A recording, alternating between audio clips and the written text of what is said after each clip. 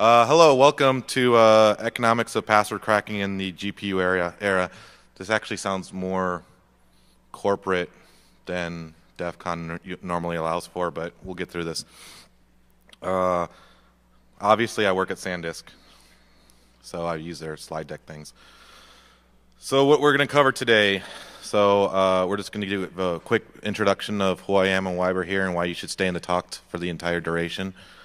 We're going to cover GPU cracking, like some fundamentals 101 stuff. Then we're going to get into the meat of it, all the economics of it. We're going to explain how fast and quick it is to deploy. We're going to do like a little lessons learned. If you haven't noticed, I'm pretty corporate. And then we'll do a conclusion that's going to have some Q&A and some afterthoughts. Oh, there it is, Q&A. Shameless plugs. I love these. These are all my sponsors. So I used to work for Atheros Communications. The CFO came to me one day and said, here's a $3,000 budget and an Excel spreadsheet that's password protected. Break into it and let me know. Get back to me when you break into it. So it cost me about $300 to break into his Excel spreadsheet, but I still had a bunch of budget, so I kept going forward. So this talk is mostly because of them. So thank you, Atheros, for giving me time, even though they don't exist anymore. It's Qualcomm now. Which brings me to my other one. So Atheros got bought out, and I just cashed in all my stock options. Apparently, Qualcomm already has a CISO, so I didn't have any purpose over at Atheros. SanDisk needed one, so now I'm the CISO over there. So I'm a technical CISO, so you shouldn't get up and run away once you hear the word CISO. If you guys don't know what that means, it's a Chief Information Security Officer. So I actually do soup to nuts. I actually do all the architectural reviews, the deployments, all that other kind of stuff. And all the boring stuff like policies and procedures and talking to C-level staff. But they continued the funds on this, and we're going to show you in a much bigger way than $3,000 later on. People of Earth, I definitely appreciate you guys. I couldn't have done this talk if you didn't screw up on a consistent basis. So I appreciate that. Thank you. And electricity. So like if we look at the laws of electricity, there's the path of least resistance. And that kind of ties in with the people of Earth. So thank you. Anywho, I got to give mad greets to my crews. Vegas 2.0, that's the people that I associate with. I don't have my lab coat on today because UPS really sucks. Don't believe the commercials. They do not love logistics. DC 949, you guys know all those crazy guys. The party was pretty good last night until it got shut down in concert with all the other parties in the towers. And the Cuckoo's Nest, this is the private hacker space up in the Redwood Hills. It features 50 meg internet, dual 50 meg internet, and septic tanks. So it's kind of like a KugenCon for those of you that know what that's all about. So thank you everybody for all your efforts in there, making this happen.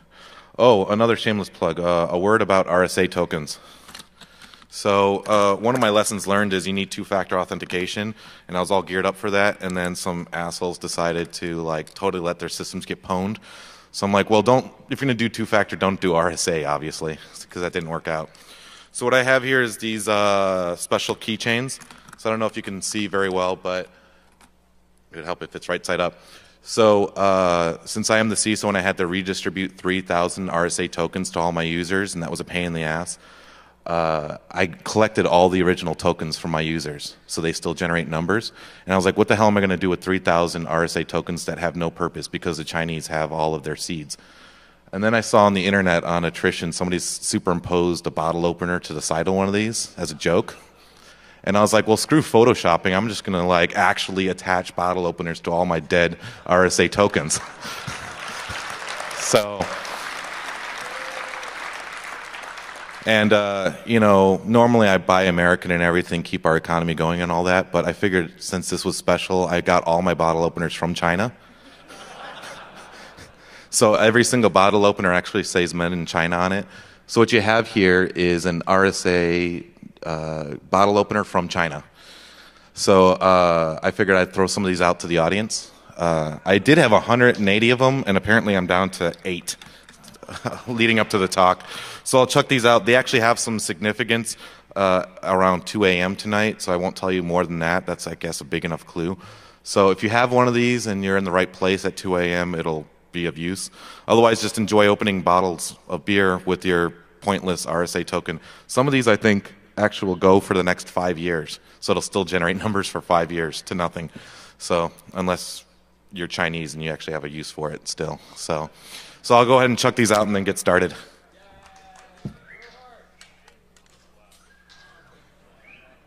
Where are you, Matt? I don't want to hit you again.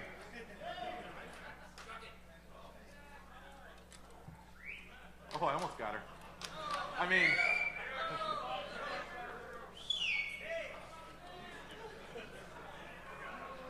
I'm going to try and get in the back here. There you go. You look like a girl. Oh, one more.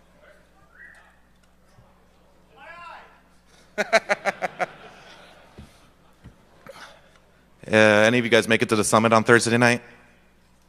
Oh, what a bunch of jerks. So the summit was an EFF fundraiser. We gave out about 50 of these at the fundraiser as well. So if you were there, you got one already. All right, about me. So why should you listen to what I'm saying and all this other crap? So I got 4 years of credit card security. You may remember me from DEFCON 11 through 13. I did some talks on how to steal credit cards from merchants directly.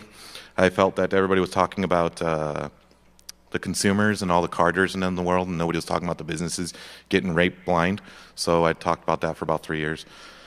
I developed IDPS technology into code, so for websites, that are self-healing, and they detect when people are doing evil stuff and go into an offensive mode for the Department of Energy, which they loved it and let me research that for 3 years and then scrapped it. So if you want to FOIA that, it's actually some interesting stuff. And for the last 2 years, I've been doing a lot of GPU password cracking stuff. All the suit and tie crap, I've been doing IT security for 12 years. I've been in development roles, research roles, SOC analyst roles, incident response roles, tactical, red team, tiger team, red versus blue, fill in the blank, and a bunch of holistic crap like policies and procedures and training and yearly refreshers and all that other stupid junk that you don't care about here. And the private hack space. So we have trees and servers to muse over. So it's in the middle of the redwood forest. There's about 15 trees and about, I think we're up to 48 terabytes of storage out there, just doing cool stuff. So if you're in the Bay Area and you want to go to this crazy forest resort hack space, just give me a ring. Okay, now what you actually came here for. So sorry about all the SanDisk slide things. So what is general computing? So there's a thing that people say they get confused with GPUs and general computing. So general computing just means that you have a whole bunch of tools in your arsenal. So that's where OpenCL comes in. So OpenCL is supposed to say you can program for the platform. So if you say, okay, do you have a GPU? If yes, I'm going to do stuff using your GPU. If no, do you have SSE2 instructions? If yes, I'll use that. And it'll just kind of keep going down and down. But it looks for preferential devices. So that way you don't have to sit there and, like, CUDA really sucks because you can only do mapping routines with CUDA and nothing else. You can't say, try and do SSE3, which is not as fast, but it's still useful. And that's why a lot of people are migrating from NVIDIA to ATI cards. And there's some other things involved with that, but we'll get into that. What is the current state of general computing and high performance computing? So the top 500, it turns out that of the 100 of the top 500 that topped the list, about 80 of those now top the list because they have graphics processing units or general purpose graphics processing units, which are mostly the Tesla 2050s. So we're actually seeing that, like, every time that list gets republished, it just gets decimated with more GPUs. So if anybody's wondering if GPUs are going to really stay or if they're just like a passe thing or in vogue right now, it'll be passe later, I don't think so. I think everything's going to move over to GPUs. Another thing about GPUs that people don't understand, and I always use every microphone I can to promote this, if you know what a DSP is, a digital signal processor, that's all a GPU really is. It's just sample rates, right? Something comes in and it just keeps on checking over and over and over again, like a really fast clock. That's the core. Yeah, somebody at NVIDIA will say it's a lot more than that, but when you really think about it from a EE perspective or a CS perspective, it's just like a really super crazy FPGA or DSP processor. Cloud computing. So everybody's like, hey, everybody loves GPUs, so let's get into it. So Amazon Web Clusters and EC2 Elastic Cloud Computing, they were the first to come out with it with the actual GPUs. The rest of these guys also have stuff. So if you want to do this stuff on your own, and if you look in the CD, I have all the kit and everything you need to get started. You can be cracking passwords on other people's hardware in no time. Or if you want to do Bitcoins, if that's still popular, you can do it as well. I think at one point before the bubble burst with Bitcoins, it was actually cheaper just to use an Amazon EC2 to mine Bitcoins. And even though you're paying per hour, you're still getting more back once your 50 coins came up. But I think the bubble burst and now it's just stupid to do that. It might come back if it is really a serious thing that people care about. Do I sound like I'm droning on? Yeah, oh, sorry. I'll try not to. Oh, yeah. Thank you.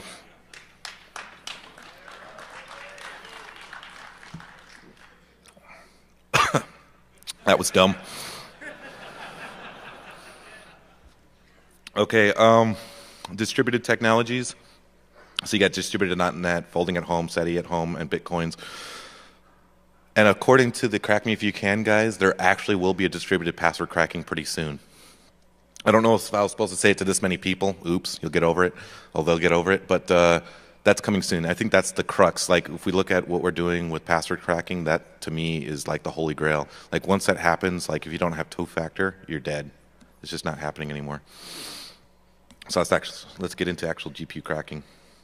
So the hardware, like, I had to catch myself up on all this once he gave me $3,000.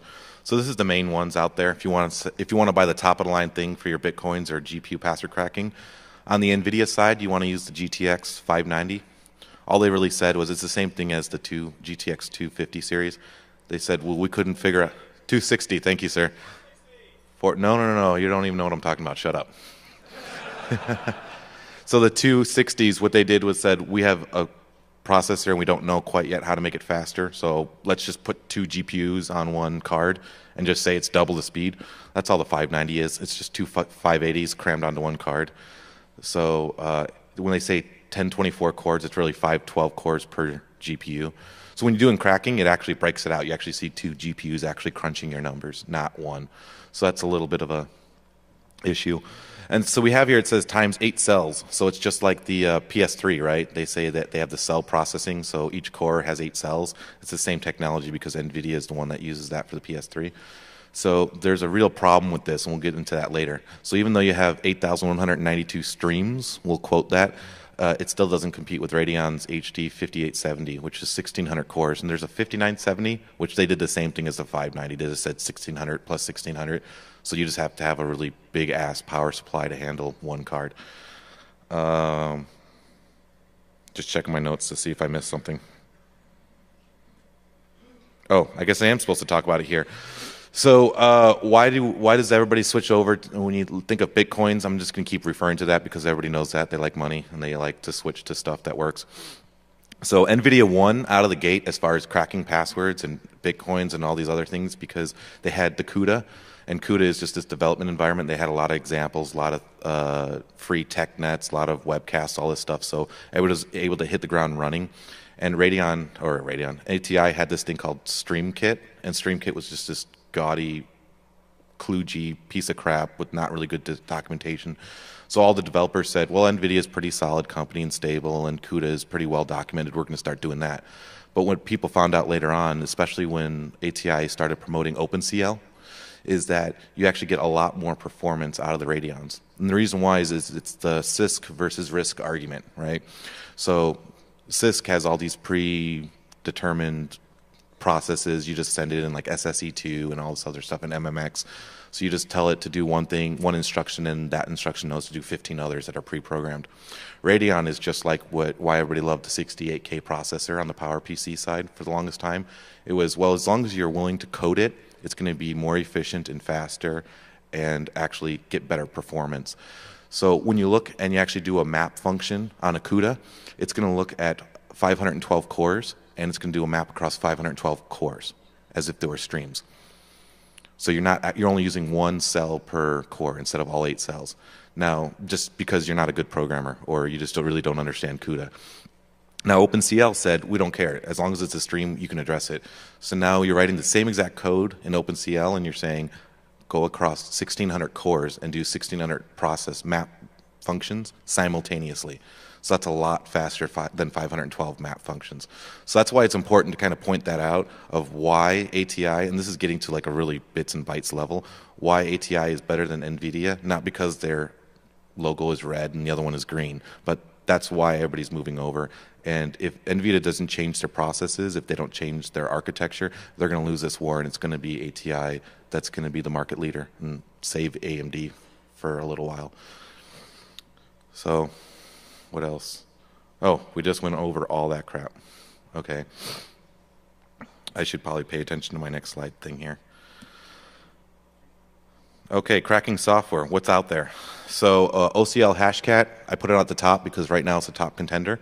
IG Hashcat, which is Igor from Russia, he's got one. And then the CUDA Multiforcer, which is missing in action as of today. Are you Bitweasel? Well, your website's been down forever, dude. Oh, well, you know, you would have been #1. So a little background real quick. This is the first time I'm meeting this guy. So I actually partnered up with, can you stand up for a second, Bitweasel? So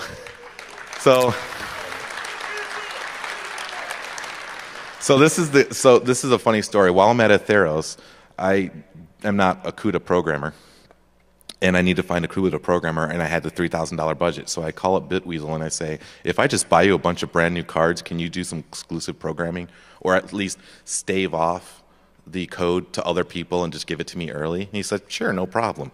Next you know, I drop shipped a couple of video cards so that he can get the multi-card thing going. And everything's happy-go-lucky, and then all of a sudden the website was missing for 2 months when I was making these slides. And I'm like, what happened to Bitweasel? And apparently, I don't know, you were on a drunken stupor or something? No, actually it was a server that I tried to upgrade via a bunch of Nissan remotely, and that didn't work. So, a server failure. So you can write CUDA programming, but you can't keep a server up. Let's see. All right. So as of right now, you're in 3rd place behind these guys as far as your efficiency in your algorithm. So, and I'm kind of an asshole that way. I don't mind saying that right directly to you. So, and actually my slides actually show you still ahead, but I didn't revise them yet. But, well, good. Maybe later on this weekend I can do some joint stuff with him and show you guys the most efficient code.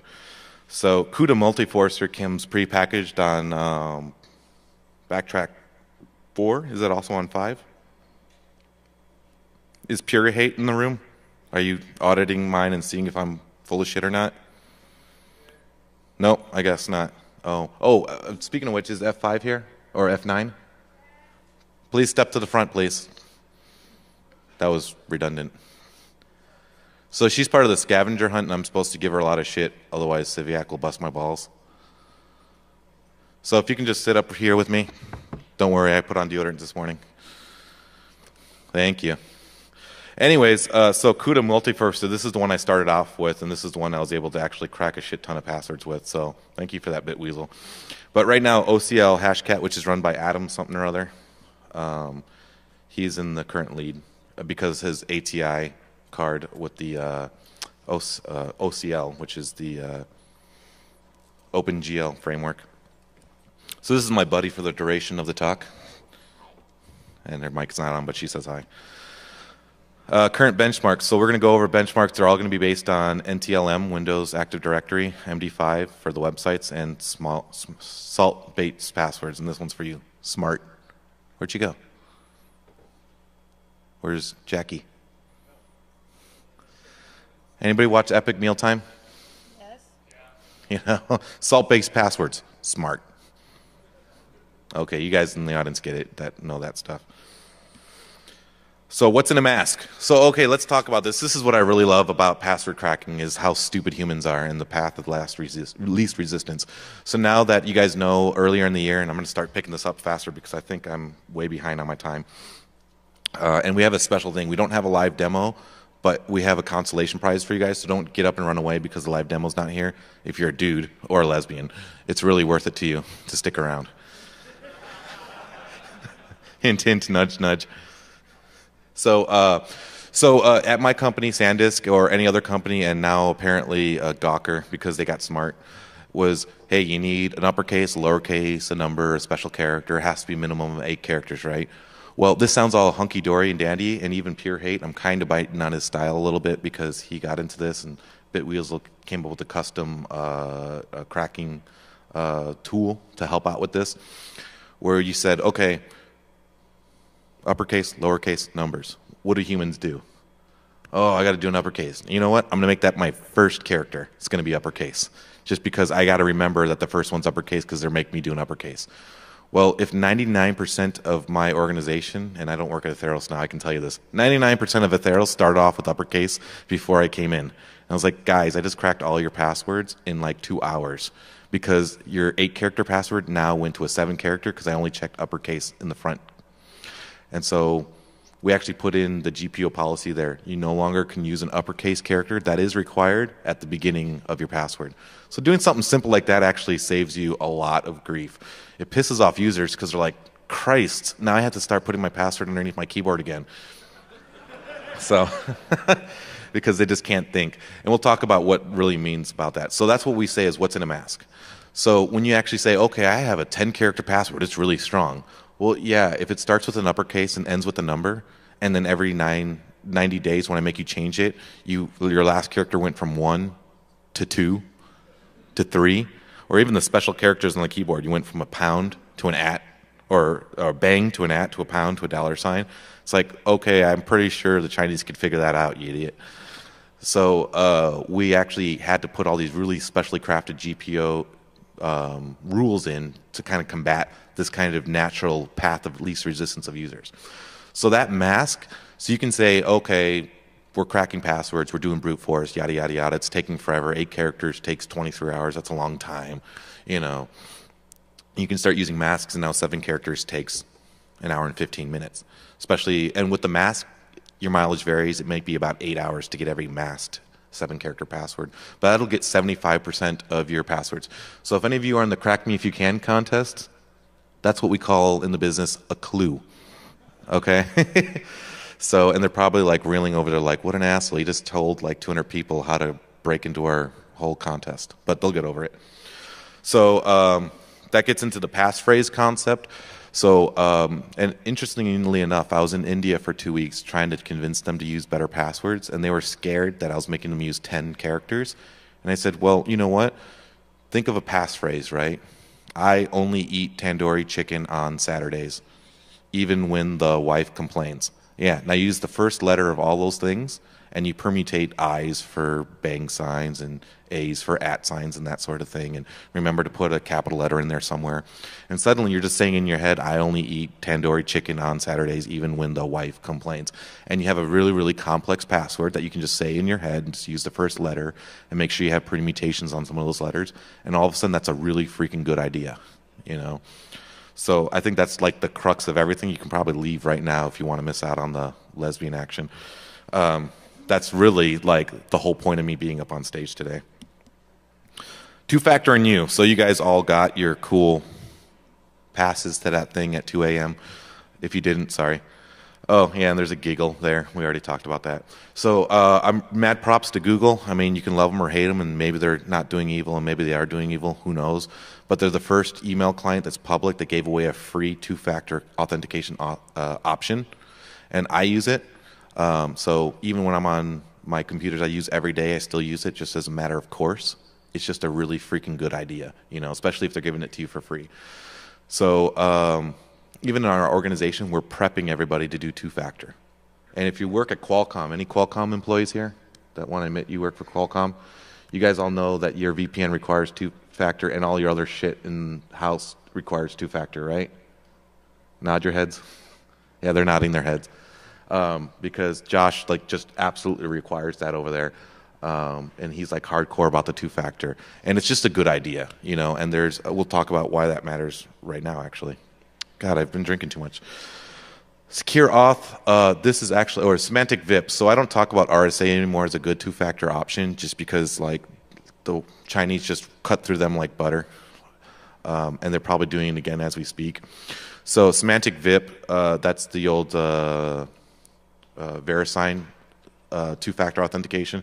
That's saying, it's on your phone. So on your smartphones, you can have a two-factor here. And the thing I always tell people is, oh, you don't like two-factor authentication? Think about your smartphone, right? How often do you lose this versus your car keys? So go ahead, just keep this around, lose your car keys, and you have your second factor. So stop bitching about me making you carry around your phone that you're already carrying. So you can do that with semantic VIP. You can do it with RSA as well, but it's RSA, so. And my rep's going to get so mad at me if she's listening to this right now. Secure auth. Anybody have Chase banking online? You can admit it. Only one will admit that they use Chase. Come on, who had Washington Mutual? You're all poor bastards in here. I got Washington Mutual accounts or Chase now. So when you try and log into your account, it says, well, you have your number on file. Can I text message you a 4-digit code just to make sure it's you? And that's what Secure Auth does. They're the ones that are behind that nuts and bolts on the Chase, and you're going to start seeing it in a lot of other places. USAA does it today. So for all you former military and jerks that just used your parents' military experience to get your USAA accounts, they have that guy. They have two-factor authentication as well because they get it. Our military might not get other things, but they get two-factor authentication for their retired employees or their active employees for USAA. Everybody knows what USAA is, right? Okay, so for your foreigners, that's a credit union that's exclusively given out to all of our military forces and their families. And if you don't know what a credit union is, that's a place that's not an evil bank. They're all nonprofits. They're not allowed to churn a profit for personal gain. So, which they happen to be the largest nonprofit. They're a Fortune 10 company. So, but nonprofit, Fortune 10 company. So they have two-factor authentication. That's just a really good idea. And all these apps are free in the App Store, in the BlackBerry Store, in the market, the Android market. You can just download these apps, and you can just demand of your employees or of your companies and of your vendors that you use, I need two-factor. PayPal has two-factor for free. E-Trade has two-factor for free. USAA has two-factor for free. Start pushing everybody else. At SanDisk, what we do is say, we have two-factor and you're partnered with all your banks. Guess what? The same token you're using to authenticate with us, you can recycle that for your bank. Now you're not carrying around like this freaking janitor's key of RSA tokens for all of your different things. This is for my Wells Fargo. This is for my porn site. This is for my work. You can do it all in one token. All right, I'm done pitching it to you. Let's get into the economics. How cheap is it to break passwords? Pretty cheap. So a locally hosted box is my recommendation, as long as you don't mind a slightly higher power bill, and it ends up being about $15 more a month for a typical resident here in the United States. Private clouds are also a really good idea. We'll talk about that as well. And local distribution, and that's getting into the whole SETI at home thing, where you can have all the computers in your environment, especially if you're a development house like SanDisk. We have a lot of GPUs just laying around in all of our development boxes. They're like, we want the top of the line thing, and we're not going to use that GPU ever. I'm like, well, okay, I'll use your spare cycles while you're having that box doing nothing, okay, and crack your own passwords. Congratulations, you lose.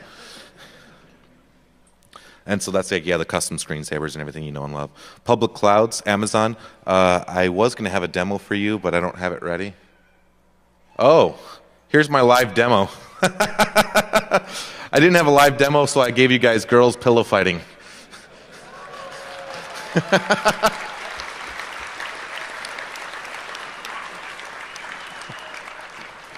I think that's DJ Jackalope there, and that's Beer Betty there. Oh, you missed out on the lesbian part. Smart.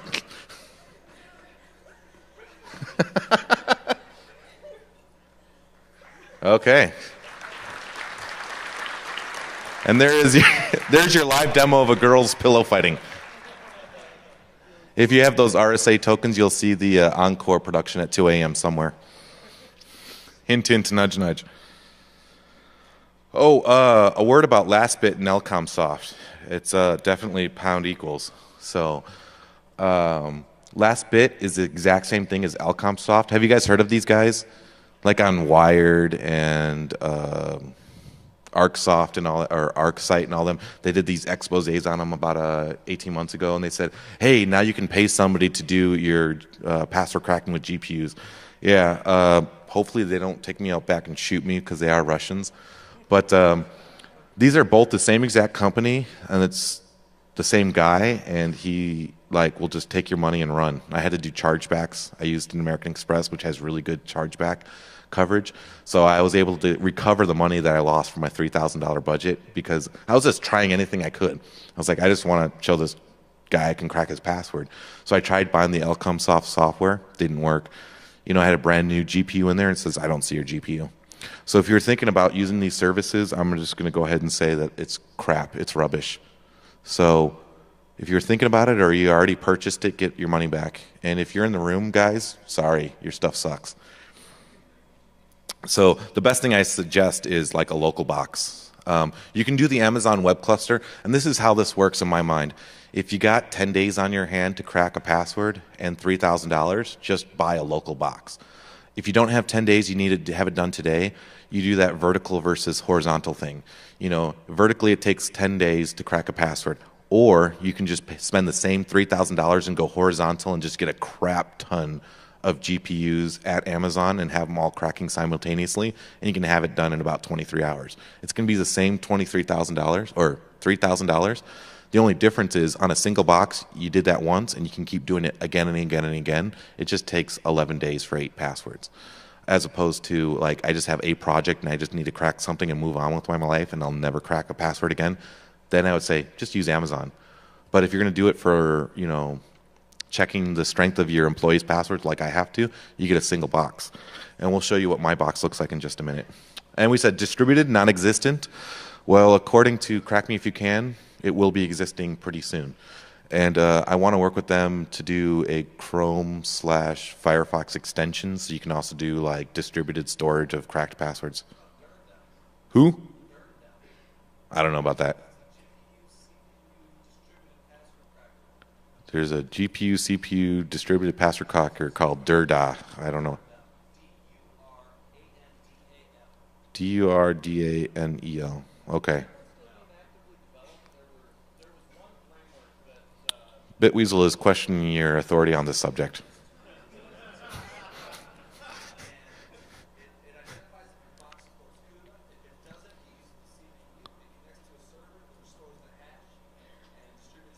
I'm not aware of this. Is it actually still developed? We'll talk about that offline. Don't forget there's a track 1 Q&A. So I'm just droning on, I'm sorry. If you want to know more details, we can get into that in the Q&A. My thing says I'm good on time, but I'm still good on time. Where are you, goon, that's supposed to be monitoring me? 17 minutes, okay. Oh, here's like a really, I don't know how well you guys can see this up there. I know it was like really scrunched and everything. But what I went ahead and did with my budget after I cracked his password, he gave me a bigger budget, was bought a shit ton of GPUs just to see what the actual efficiency of every single one was against the CUDA multiforcer that Bitweasel did.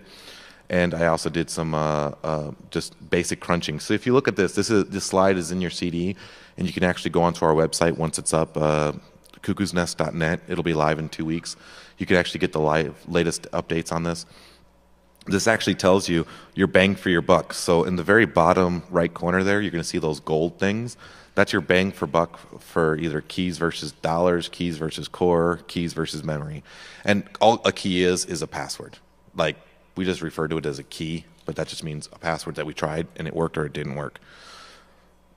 Silver is second place and bronze is bronze, third place.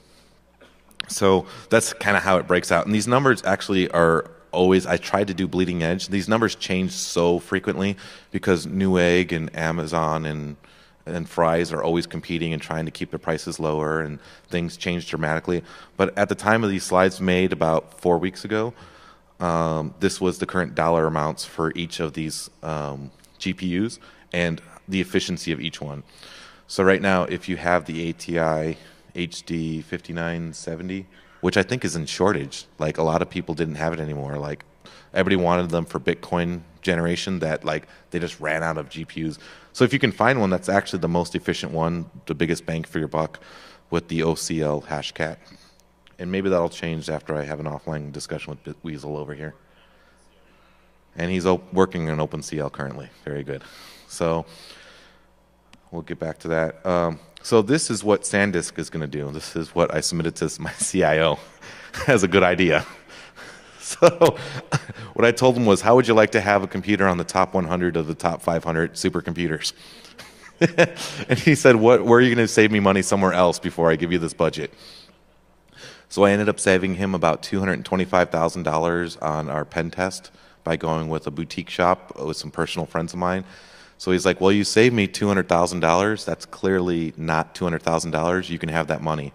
So hopefully by December, we'll actually have this live and working, and I'll actually be able to show you this live. I'm going to do a VPN in, maybe from ShmooCon or something like that, and actually show you 80 GPUs cracking 150 trillion passwords per second for $52,000. So yeah, the GPU count is 40, but that doesn't. It's actually 80 because, like I said before, the 59 or the GTX 590s are 2 GPUs each. So yeah, it's 136.8 trillion passwords per second is what we have. But if I can work with Bitweasel and get that more efficient, maybe we can make that faster. And it's actually going to be, I know I just told you guys ATI is the best bet, but it's going to be NVIDIA, simply because we want to put this computer on the top 500 list just to be assholes. And the way to do that is with LinPack, and LinPack only supports CUDA GPUs, which means you have to use NVIDIA.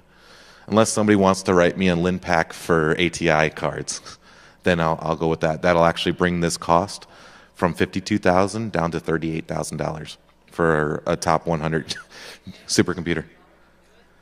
I'll pay you. If you can save me money, I'll actually pay you the difference just to make it happen. So I have no problem throwing money at problems, okay? Remember that if you were here for the beginning, I am a CISO. So if I can't figure it out, I'll throw money at it. Either hire somebody or do outside development just to get it done. So that's the problem you have when you have like a former black hat now running the show, where if he can't figure out the answer, he's going to find somebody who's going to figure it out and pay him well to do it. So just keep that in mind if you have some gigs and you want to pitch something to me. If it sounds like a good idea and it makes sense for SanDisk to do it, I'll pay you to do it. And, you can take your credit, but we're going to totally enjoy the fruits of your labor. And then later we'll open source it because, it's my call. So,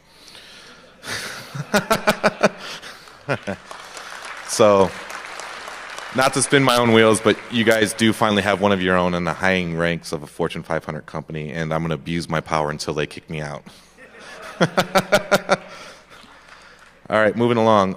So this is the brute force calculator. So I'm going to switch over to the brute force calculator here with my really awesome screen resolution. So this is also on the disk. If it's not, just ask me and I'll get you one. And I have the latest numbers here. So this is what I did a cut and paste of. But you can essentially, this is totally ripped off of some site that did this, and I just retooled it for the latest numbers. What you can say is, I want an 8-character password. What's my time to live if I decide to use an 8-character password? And it's 10 days. So you have 10 days with, let me show you the current costs down here. $2,000. It was $3,000, now it's $2,000. If you don't think your password is worth more than $2,000, just have it be 8 characters. Because it'll be cracked. It doesn't matter what it is, whether it's NTLM or MD5 or SHA-1 or even SHA-256, because it's just cracking passwords. It takes about 10 days and $2,000 if you have an 8-character password. And like I said, you can do it in 23 hours for $3,000 with Amazon Web Cluster.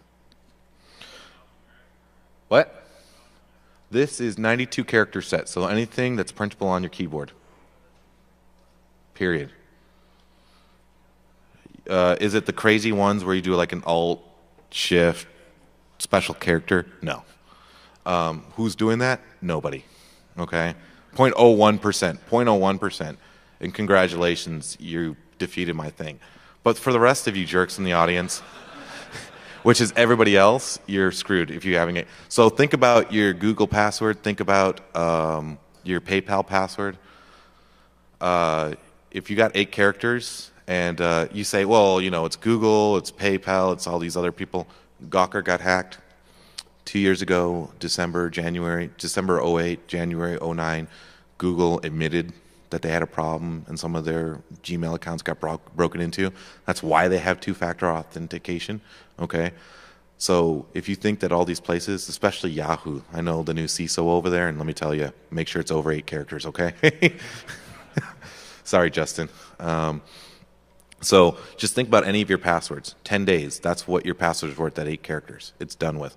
Now here's the surprising thing, because this is a password calculator. I can type whatever I want into it. 9. What does that work out to be? Anybody can guess? It's 10 days for 8. I got 2 months, 1 year, 10 days. No. Surprisingly, just adding 1 character is 2.6 years. This is not a linear thing. This is an exponential thing. So just saying, okay, I can figure out 1 new character to memorize just saves your ass that much more. So guess what? At SanDisk, since I'm still trying to train people before we go to passphrases, everybody's required to have 9 characters. You know, yeah, it's 1 more than 8, and everybody thinks it's superficial. You know, the proof is in the pudding. 2.6 years for $2,000. Now, of course, if I throw more money at it, you know, like say, I don't know, $52,000, that number will go down, right? So let's look at what that number goes down to. $52,000. 18 days. Just to remind you guys, the number 2 supercomputer on the top 500 list is a Chinese supercomputer with GPUs. And let me articulate my voice a little. A Chinese supercomputer is number 2 on the list. As of 2 months ago, it was number 1. The Japanese took over. So the Chinese are getting your 8 characters and your 9 characters supercomputer status in less than a minute. So let's revisit that discussion about two-factor authentication, right? I mean, that's why we're here. That's the whole point of my talk, is I got yelled at ShmooCon during the panel that my answer to everything was two-factor, and they were saying it cost a lot of money. Let me remind you, PayPal does it for free. USA does it for free. Google does it for free. Your company already has it. Are they sharing your tokens with third-party vendors in a secure manner? Federated passwords, right? OpenID, all that stuff. Are they doing that to make it happen so that we all can move to two-factor? It's just, in the age of Chinese espionage, you just have to have two-factor. That's just the way it is. Whether you work at a private company, whether you work for the ACLU, you know, whether you work somewhere else that they care about your stuff, you know, you just have to have two-factor. That's just the long and the short of it. Anybody want to see what Qualcomm's 12 character looks like? I think it starts getting into galactic years. So Qualcomm requires 12 characters. Oh, do they require it yet? You two guys over there? I know he was talking about it, and I was like, wow, what a jerk, 12 characters. Start inspecting people's keyboards now. So you see it's all pounded out here already, right? So it gets into 0.01 galactic years. And yes, for all those curious, galactic years is a legitimate thing. But yeah, it takes 21,000 centuries. I mean, that's a long time. And how about those supercomputers in China? Yeah, for now, you're okay. You know? But if you haven't noticed, with GPUs in the high-performance computing realm these days, guess what? You know, like 5 years ago, we were only doing 1 petabyte as the number 1 computer. We're now at 320 petabytes. Or not petabytes, petaflops. Thank you. We're at 120 petaflops per second as the number 1 computer. So in just 5 years, we've just more than 100% growth in that field. So how long do you think that's going to last? So we have to start thinking about things like better salt, two-factor authentication, that sort of thing. I'm running really low on time, if not out of it, 5 minutes. I don't know how many more slides I have. I'm just going to buzz through these real quick. Yeah, we had a pillow fight instead of live demos. If you really want to know more about it. Oh, NTLM is dead, if you haven't heard.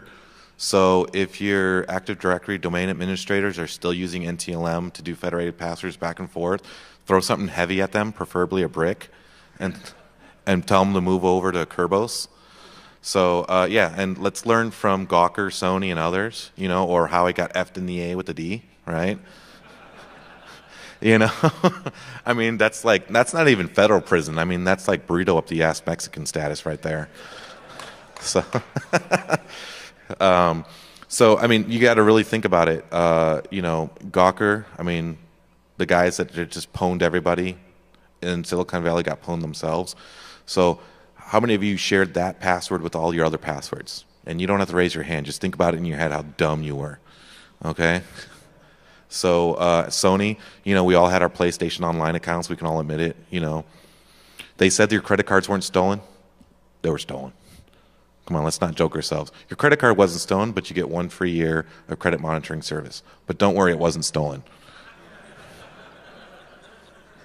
Okay? And I do have some buddies over there, and they can eat a bag of something. So, and a little sidebar on that, like 2/3 of their security team actually got fired over that. Because when they came back online and like 30 seconds later, they got repwned. And they're like, oh, okay, I get it. You guys are all fired. So think about that when you guys got on for a minute and changed your password to the secure password that got pwned again, that you use for all your more secure things, So, I mean, that's really my big push for two-factor. So definitely try and figure out multiple passwords. And this gets into the thing of password safes. Use a really good password, maybe even a two-factor authentication password for your iron key or other technologies that are out there. And then you can have some unruly 32-character long special character thing that you can cut and paste somewhere else. As long as you're not using that password to get into your password safe for all this other stuff, it makes a better sense to do that. And if it gets pwned and then there's these public lists that people can GPU password crack, like Gawker and Sony, you're not going to be that idiot that's got the 8-character password, right? So, no offense, I keep on calling you guys idiots, and you came to my talk. And we just talked about that. Salting passwords. I was going to do what do you call it? Conan O'Brien. In the year 2000. There it is, yeah. I practiced that all year just to not do it. We will say, as far as that's concerned, like I said, supercomputers are only as exponential as we're seeing with GPU password crack, with the complexity of these passwords. So really think about that as far as what your passwords are, what your password policies are. Even if you're an individual contributor at your company, you can still come back and say, here's my password calculator. Don't listen to me because I'm just some schmo that you don't care about that's just doing all your grunt work. Listen to the calculator. It doesn't tell any lies. If you are a mover and a shaker in your company, make it happen. Start doing all these educational things. Show these slides to the people in your company and say, no, this is how you're F'd in the A with the D, And I'll be quite frank with you guys, this is a SanDisk slide. I had this conversation with the C-level staff there, and I did not remove that out of this slide. I told, the CIO he's going to get F'd in the A with a D if he doesn't change his policies. That's how serious I am about it. And my point of coming up here and just babbling onto you guys is to kind of make you just as serious as I am. Quantum computing, when that happens, we all can just pack it up and go home. Right? So if you're not on two-factor by then, you're just effed. Seriously. I don't even have a clever, witty thing to say for that. I mean, you're just going to have just a bukkake fest 24/7. Just in and around your mouth. Okay? So, and my fiance is just looking at me like, you did not just do that. So, so think about that. And that's any second now, right? IBM and Toshiba and Samsung are on the verge of quantum. So think about that. Conclusion, questions and answers. I think, sorry, I can take, am I out of time already? Am I a jerk? Okay, I can take one question and then remind you guys that there's the Q&A track 1 near here, and you can ask me a bunch of more questions. Sorry that I just kind of carried on. So who's got the first hand for a question? That guy right there. Stand up. What's your name? Okay, his name is Skunkworks apparently because he can't listen to me. Skunkworks, what is your question? Application-specific integrated circuits. You're talking about FPGAs?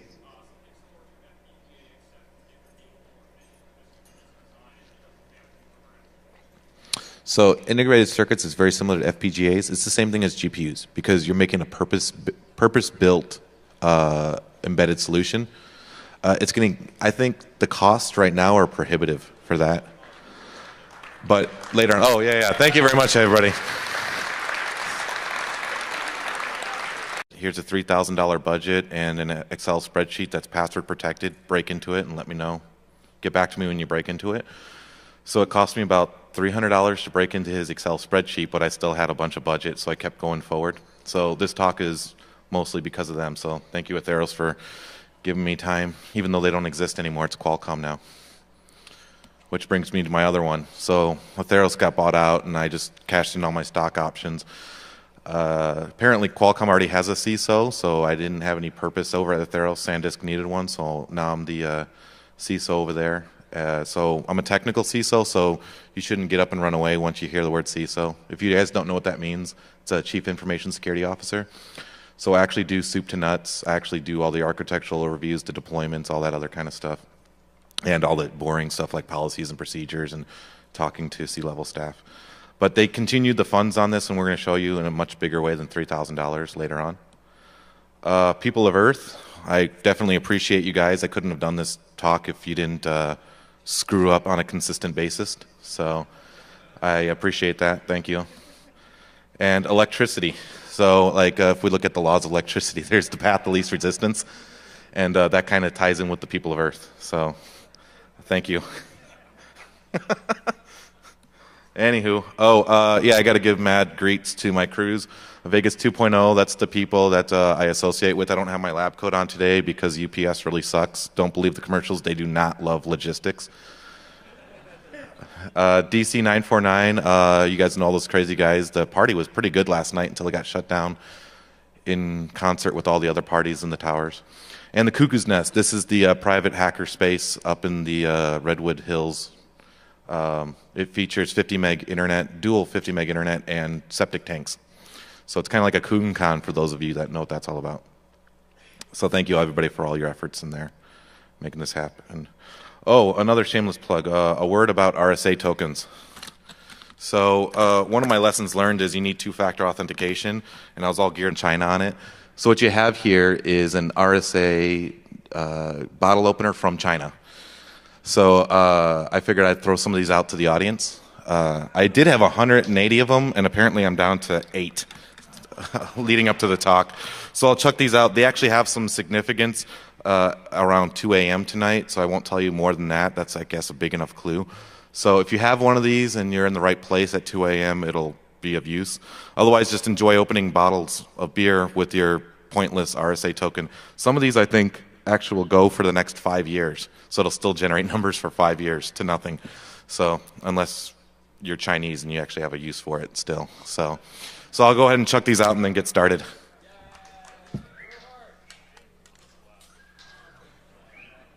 Where are you, Matt? I don't want to hit you again.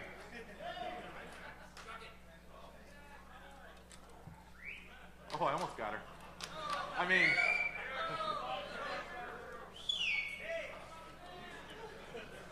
up for that, and then some assholes decided to like totally let their systems get pwned. So I'm like, well, if you're gonna do two-factor, don't do RSA, obviously, because that didn't work out. So what I have here is these special keychains. So I don't know if you can see very well, but it would help if it's right side up. So since I am the CISO and I had to redistribute 3,000 RSA tokens to all my users, and that was a pain in the ass, I collected all the original tokens from my users, so they still generate numbers. And I was like, what the hell am I going to do with 3,000 RSA tokens that have no purpose because the Chinese have all of their seeds? And then I saw on the internet on attrition, somebody's superimposed a bottle opener to the side of one of these as a joke. And I was like, well, screw photoshopping. I'm just going to like actually attach bottle openers to all my dead RSA tokens.